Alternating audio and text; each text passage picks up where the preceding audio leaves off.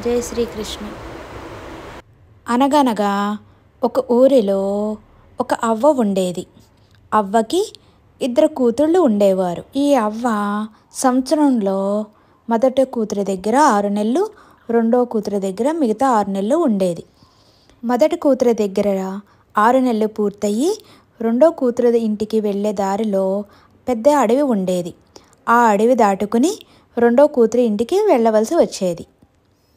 మొదటి 6 నెలలు పూర్తయి రెండో కూతురి ఇంటికి వెళుతున్నది అవ్వ. మార్గ మధ్యలో చాలా పెద్ద అడవి ఉన్నది. అవ్వ వెళ్తూ ఉండగా హఠాత్తుగా ఒక పులి వచ్చింది. పులి మీదకు వచ్చేసరికి అవ్వకి ఏమి చెయ్యాలో అర్థం కాలేదు. అక్కడే కూర్చుండిపోయింది. అప్పుడు పులి నిన్ను తినేస్తాను అన్నది. అప్పుడు అవ్వ అన్నది, ఇప్పుడు నన్ను తినకు, నేను పెద్ద కూతురి ఇంటికాడి నుంచి రెండో కూతురి ఇంటికి వెళుతున్నాను. ఇప్పుడు నా కూతురు చాలా బాగా నన్ను చూసుకుంటుంది. అక్కడ ఆమె పెట్టే ఆహారాన్ని అంతా తింటే నేను ఇంకా కొంచెం లావు అవుతాను. అప్పుడు నువ్వు నన్ను తినవచ్చు.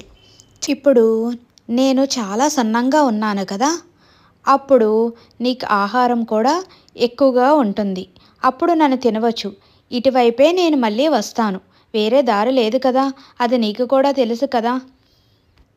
పులి అవ్వ మాట విని, సరే వెళ్ళు, మళ్ళీ ఇటువైపే వస్తావు కదూ అని చెప్పింది.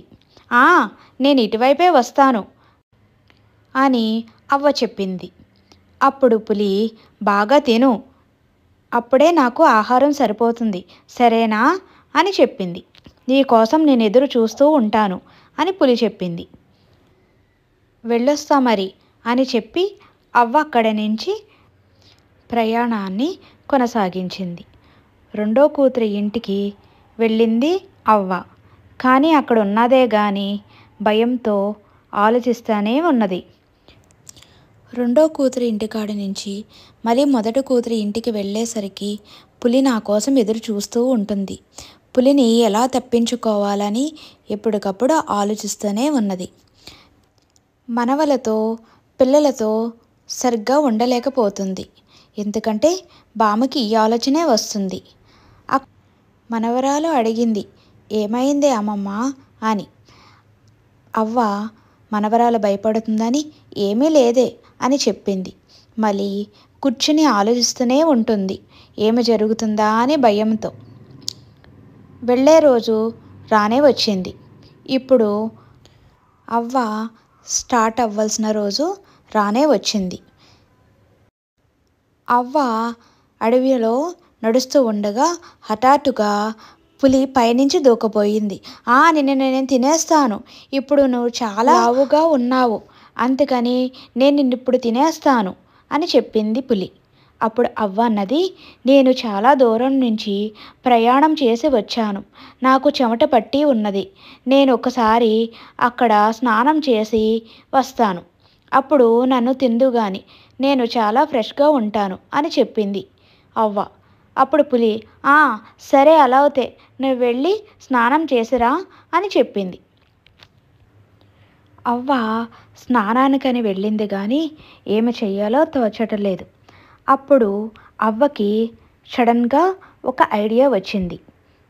పులి ఇంకా ఎంతసేపు రా అని పిలుస్తుంటే వస్తున్నాను అని చెబుతుంది ఎన్నిసార్లు పిలిచినా అవ్వ.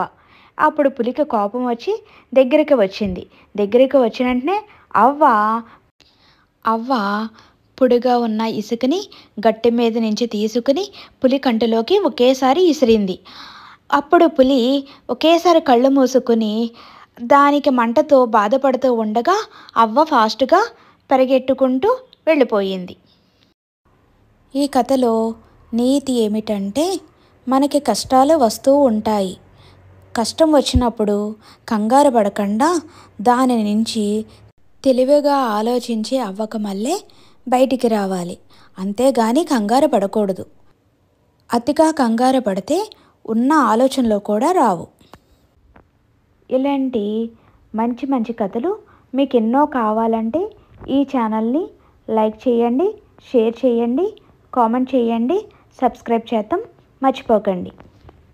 శ్రీరామరక్ష.